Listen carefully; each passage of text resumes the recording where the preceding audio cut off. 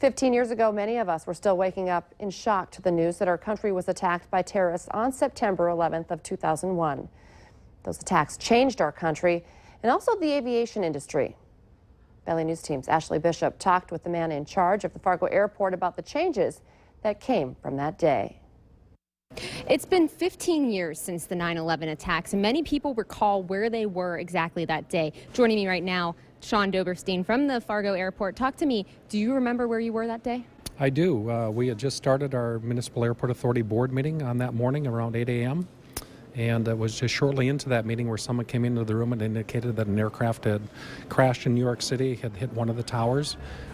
We had a TV in the boardroom at that time, so we positioned that and got that turned on. And just as we had turned on the screen, we saw the second aircraft that hit the other tower. Not exactly knowing what was going on at that time, but we'd understood from the reporters that that was the second aircraft incident that had taken place. And we continued on with our board meeting, and as our board meeting was progressing, more information was coming forward. We got notice that there was a national ground stop in place.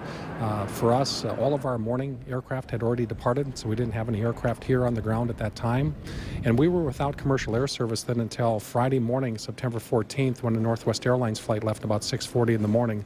That was the gap, if you will, in commercial air service here.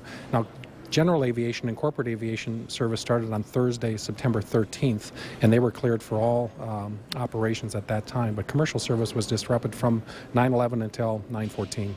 Wow, and many people will remember that things were different before 9/11 coming into airports and things, and security changed with 9/11. What are the big things that maybe people still don't realize, and how much security has changed in the 15 years? Well, certainly the Department of Homeland Security was created, and the Transportation Security Administration, which came into airports after 9/11 to take over from the Federal Aviation Administration as far as airport civil aviation security and also the security of the passenger checkpoints. The other thing that we recall is shortly after 9/11, we had the National Guard security forces that came to the airports and provided security for a number of months until, like I say, Homeland Security was created and the TSA was born, and then started to provide that service at airports across the country as they do today. And it's something that everybody remembers to this day, where they were and how everything has changed. And it's hard to believe that it has been 15 years. In Fargo, Ashley Bishop, Valley News Live. Sean Doberstein also says that a big thing that will help people who travel and was created since 9/11 is the TSA pre-check system.